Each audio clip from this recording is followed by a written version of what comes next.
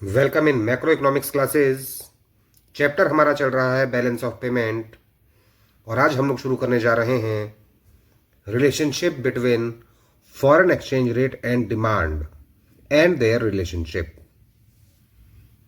There is inverse relationship between price of foreign exchange and demand for foreign exchange.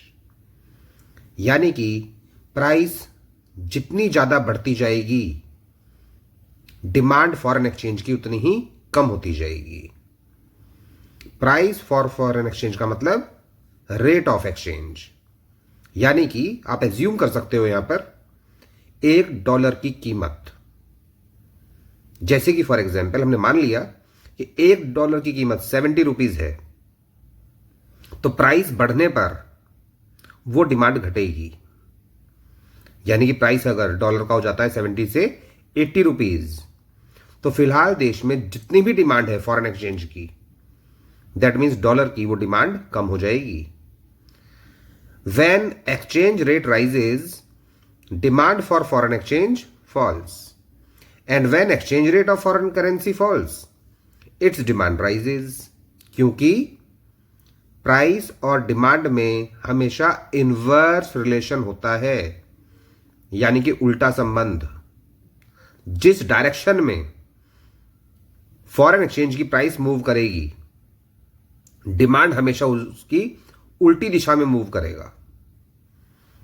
That is why demand curve for foreign exchange becomes downward sloping. और यही कारण है जिसकी वजह से demand curve जो है फॉरेन एक्सचेंज का हमेशा नीचे की तरफ आता हुआ दिखाई देता है। Reason for rise in demand for foreign currency when its price falls. अगर प्राइस घट रही है तो डिमांड बढ़ने के कारण कौन कौन से हैं? कारण तो बहुत सारे हैं। पिछली वीडियो में मैंने आपको पढ़ाया था topic sources of demand and sources of supply. यहां पर भी कुछ एग्जांपल्स ही दिए हुए हैं। When price of foreign currency falls, imports from that country becomes cheaper. अगर फॉरेन करेंसी की कीमत गिर रही है तो उस देश से इंपोर्ट करना हमारे लिए सस्ता हो जाएगा, जिसकी वजह से लोग ज्यादा इंपोर्ट करेंगे और ज्यादा पैसा खर्च करने के लिए वो डिमांड करेंगे फॉरेन करेंसी की। And point number 2, when foreign currency becomes cheaper in terms of domestic currency, it promotes tourism to foreign country. अगर फॉरेन करेंसी की कीमत गिर जाती है तो इससे फॉरेन टूरिज्म को बढ़ावा मिलेगा, यानी कि हमारे देश के लोग फॉरेन कंट्री ज्यादा घूमना चाहेंगे। So this also raise demand for foreign currency. तो इससे फॉरेन एक्सचेंज या फॉरेन करेंसी की डिमांड बढ़ेगी।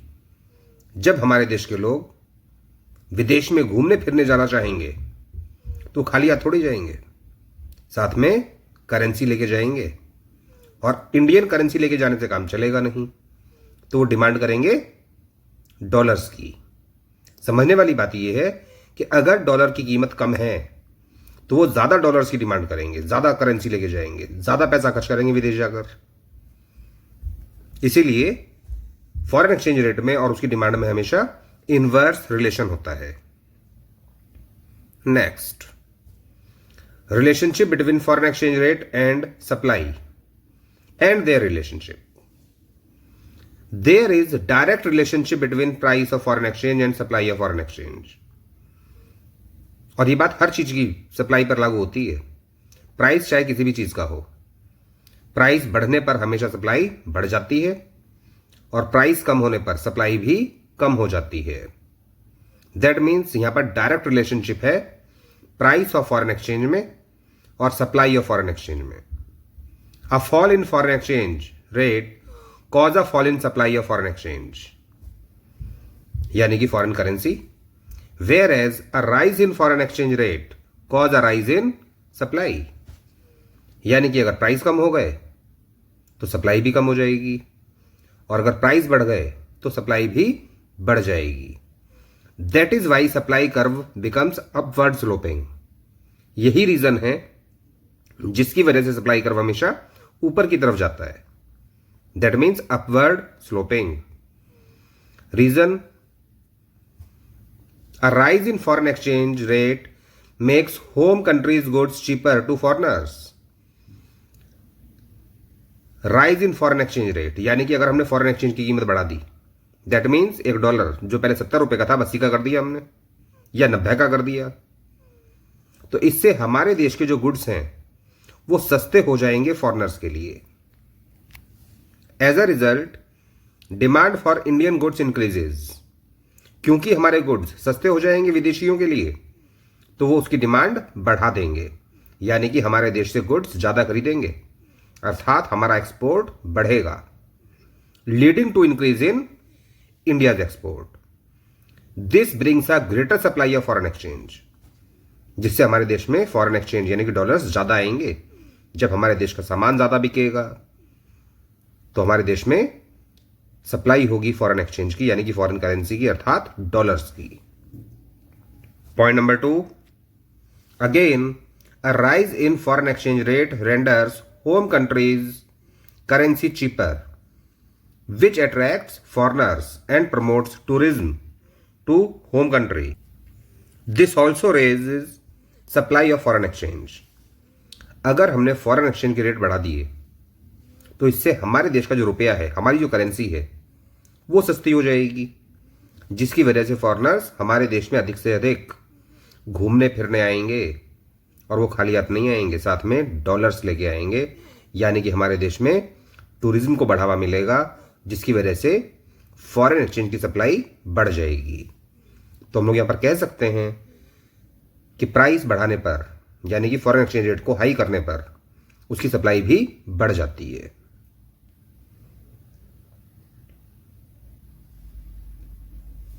Appreciation oblique revaluation versus depreciation oblique devaluation of currency. Appreciation term हम लोग तब यूज करते हैं जब हमारे देश की करेंसी की वैल्यू बढ़ जाती है डिमांड और सप्लाई के कारण, यानी कि फ्लेक्सिबल एक्सचेंज रेट सिस्टम में. सेम ऐसे ही डेप्रिसिएशन वर्ड हम लोग तब यूज करते हैं जब हमारे देश की करेंसी की वैल्यू डिक्रीज हो जाती है डिमांड और सप्लाई की वजह से फ्लेक्सिबल एक्सचेंज रेट सिस्टम में. रिवैल्यूएशन और डिवैल्यूएशन ये दोनों टर्म्स यूज किए जाते हैं जब गवर्नमेंट के द्वारा गोल्ड की वैल्यू को देखते हुए फॉरेन एक्सचेंज की कीमत को एडजस्ट किया जाता है, जिसमें अगर हमारे देश की करेंसी की वैल्यू को बढ़ाया गया है तो वो रिवैल्यूएशन कहलाएगा, और अगर हमारे देश की करेंसी की वैल्यू डाउन हो गई तब वो डिवैल्यूएशन कहलाएगा. तो appreciation of a currency is the increase in its value in terms of another foreign currency under flexible exchange system. And when a country, that means government, raises the value of its currency in terms of foreign currency under a fixed exchange rate regime, it is called revaluation. Same as depreciation or devaluation. Depreciation of a currency is fall in the value of domestic currency, यानी कि हमारे देश की domestic currency की value को गिरा दिया गया है इन terms of foreign currency.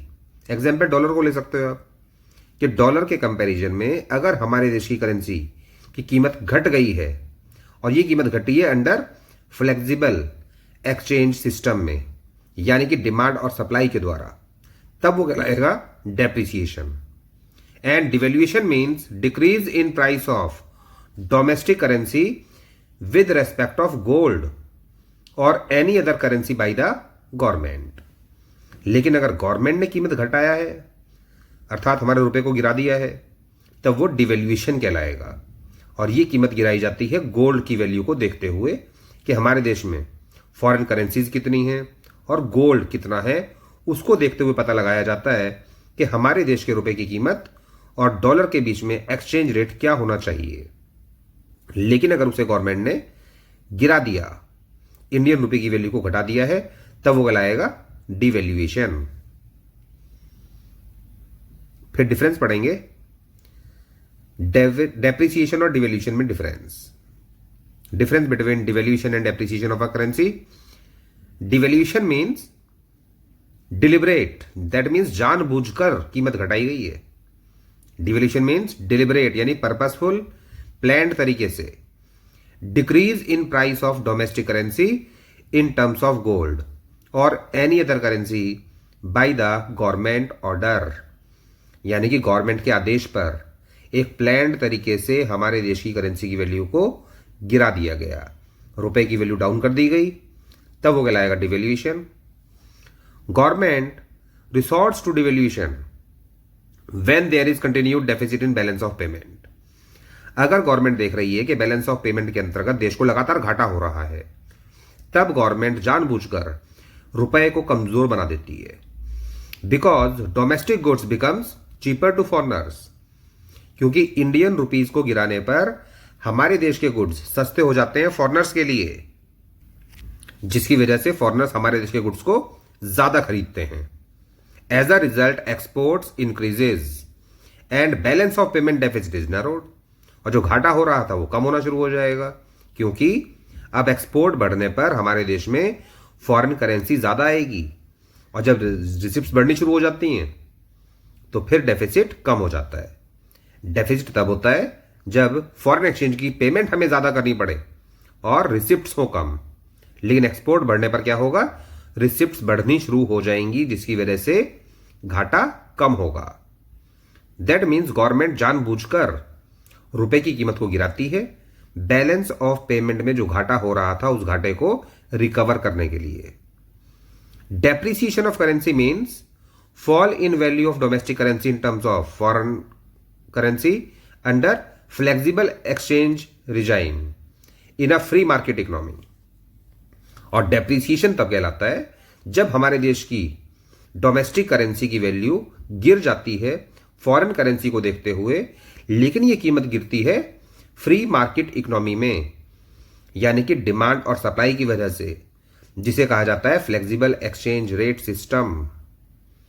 But whereas devaluation takes place in fixed exchange rate regime, और डिवेल्यूशन होता है तब जब फिक्स्ड एक्सचेंज रेट रिजाइम के अंतर्गत गवर्नमेंट जानबूझकर हमारे रुपए को गिरा देती है।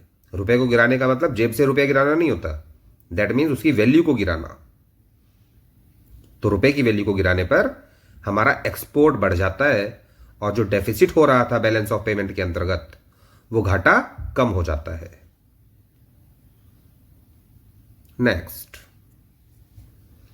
Effect of appreciation of domestic currency on export and import. ये बात हम लोग पहले भी पढ़ चुके हैं कई बार कि जब एप्रिसिएशन की वजह से हमारे देश की करेंसी की वैल्यू को बढ़ा दिया जाएगा तो उसका एक्सपोर्ट और इंपोर्ट पर क्या असर पड़ेगा। एग्जाम्पल, डॉलर की कीमत को गिरा दिया।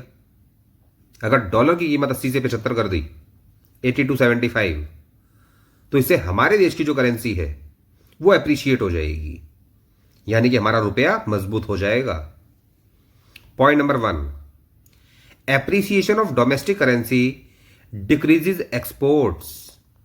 अगर हमारे रुपए की वैल्यू को बढ़ा दिया गया तो इससे एक्सपोर्ट घटेगा, क्योंकि हमने क्या किया, फॉरेन करेंसी की वैल्यू तो गिरा दिया ना। इंडियन रुपये को मजबूत करने के लिए हमने फॉरेन करेंसी की वैल्यू को गिरा दिया, जिसकी वजह से फॉरेनर्स अब हमारे देश से गुड्स कम खरीदेंगे, क्योंकि हमारे गुड्स महंगे हो जाएंगे, कॉस्टलियर हो जाएंगे फॉर द फॉरेन नेशनल्स, यानी कि फॉरेनर्स के लिए, which discourages them and they purchase less from India, जिससे कि वो डिस्करेज होंगे और भारत से गुड्स कम खरीदेंगे। Appreciation of domestic currency increases imports, और इससे इंपोर्ट बढ़ जाता है, क्योंकि हमारे देश के रुपए को मजबूत करने पर हमारे देश के लिए, यानी कि इंडियंस के लिए, फॉरेन के गुड्स सस्ते हो जाएंगे और उससे हमारे देश के लोग एनकरेज होंगे अधिक से अधिक परचेज करने के लिए, अर्थात हमारे देश के लोग फॉरेन कंट्रीज से ज्यादा गुड्स खरीदेंगे, जिसकी वजह से इंपोर्ट बढ़ जाएगा। ज्यादा क्यों खरीदेंगे, क्योंकि इंडियन रुपीज को मजबूत कर दिया गया है और इस वजह से फॉरेन कंट्रीज के गुड्स हमारे लिए सस्ते हो जाते हैं।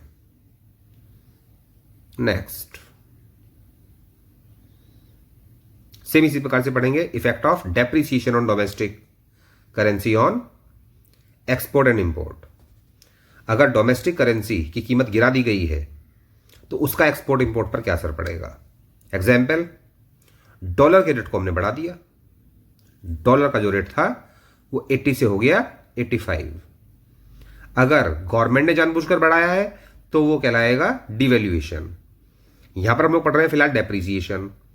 डेप्रिसिएशन का मतलब ये जो कीमत बढ़ी है डॉलर की, ये डिमांड और सप्लाई की वजह से बढ़ी है। Point number 1, depreciation of domestic currency increases exports.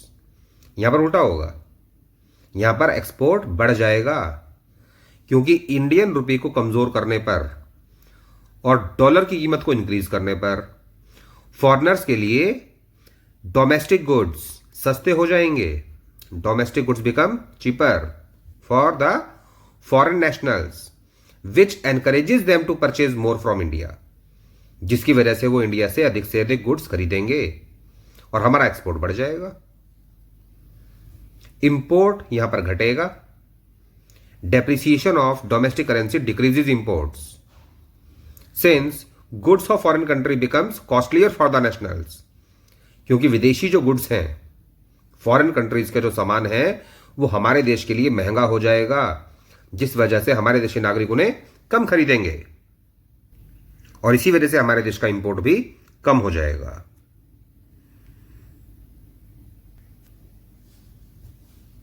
ये क्वेश्चन जो है ये 2011 में 3 मार्क्स का एग्जाम में आ चुका है। ध्यान से देखिएगा इस क्वेश्चन को। When price of foreign currency falls, अगर फॉरेन करेंसी की वैल्यू गिर गई, यानी कि डॉलर जो था वो पहले से सस्ता हो गया, the demand for that foreign currency rises, तो डॉलर के लिए हमारे देश में डिमांड बढ़ जाएगी, यानी कि डॉलर की कीमत गिरने पर उसकी डिमांड बढ़ती है। यह बात हमें एक्सप्लेन करनी है कि ऐसा क्यों होता है। When price of a foreign currency falls, जब फॉरेन करेंसी यानी कि डॉलर की कीमत गिर जाएगी, import from that country becomes cheaper, तो उस देश से इंपोर्ट करना हमारे देश के लोगों के लिए सस्ता हो जाएगा। कहने का मतलब उन देशों के, जिस देश की करेंसी की वैल्यू गिरी है, उन देशों के गुड्स हमारे देश के लिए सस्ते हो जाएंगे। दैट मीन्स इंपोर्ट सस्ता हो जाएगा। सो इंपोर्ट इंक्रीजेज, जिसकी वजह से इंपोर्ट बढ़ेगा, and hence demand for foreign currency rises, और इसी वजह से डिमांड बढ़ जाती है फॉरेन करेंसी की, क्योंकि जब इंपोर्ट इंक्रीज होगा तो पेमेंट करने के लिए इंडियन रुपीज काम नहीं आएगा, वहां पर काम आएगा डॉलर, तो लोग डिमांड करेंगे डॉलर की। It also promotes tourism for domestic country, as a result the demand for that foreign currency rises,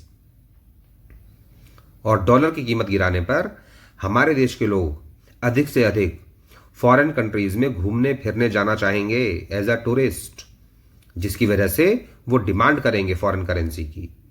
यही कारण है कि किसी भी फॉरेन करेंसी की वैल्यू के गिर जाने पर उसकी डिमांड बढ़ जाती है। ये क्वेश्चन और आया था 2011 में ही, वो सप्लाई से रिलेटेड था। When price of a foreign currency falls, the supply of that foreign currency also falls. अगर किसी भी फॉरेन करेंसी की वैल्यू गिर जाती है, एग्जाम्पल जैसे कि डॉलर की कीमत गिर गई, यानी कि डॉलर पहले से सस्ता हो गया, तो उसकी सप्लाई भी कम हो जाती है। एक्सप्लेन करना है कि ऐसा क्यों होता है। When price of foreign currency falls, it makes import, tourism, investment costlier for non-residents of that country because they have to pay now more. यानी कि जब प्राइस फॉरेन करेंसी का गिर जाएगा तो उन देशों के लिए जिनकी फॉरेन करेंसी की कीमत गिरी है, उनके लिए हमारे देश से इंपोर्ट करना महंगा हो जाएगा, हमारे देश का टूरिज्म भी उन्हें महंगा लगेगा, इन्वेस्टमेंट करना भी उनको महंगा लगेगा, जिसकी वजह से नॉन रेजिडेंट्स यानी कि जो विदेशी लोग हैं वो हमारे देश से सामान कम खरीदेंगे, घूमने फिरने कम आएंगे, हमारे देश में इन्वेस्टमेंट कम करेंगे, जिसकी वजह से वो पैसा कम खर्च करेंगे हमारे देश पर। Therefore supply of foreign currency falls, जिसकी वजह से हमारे देश में फॉरेन करेंसी कम आएगी, और जब फॉरेन करेंसी हमारे देश में कम आएगी तो इसका मतलब उसकी सप्लाई घट गई। इसलिए हम लोग कह सकते हैं कि किसी भी देश की फॉरेन करेंसी कि वैल्यू अगर देश में गिर जाती है, हमारे देश में, यानी कि वो सस्ता हो जाता है पहले से, जैसे कि डॉलर सस्ता हो जाता है, तो उसकी सप्लाई भी कम हो जाती है, क्योंकि उन देश के लोगों के लिए हमारे देश का इंपोर्ट भी महंगा हो जाएगा, टूरिज्म भी महंगा हो जाएगा, इन्वेस्टमेंट भी महंगा हो जाएगा, इसलिए वो लोग कम पैसा खर्च करेंगे। End of the chapter and end of the introductory macro economics. यहां पर आपकी मैक्रो इकोनॉमिक्स खत्म हो जाती है।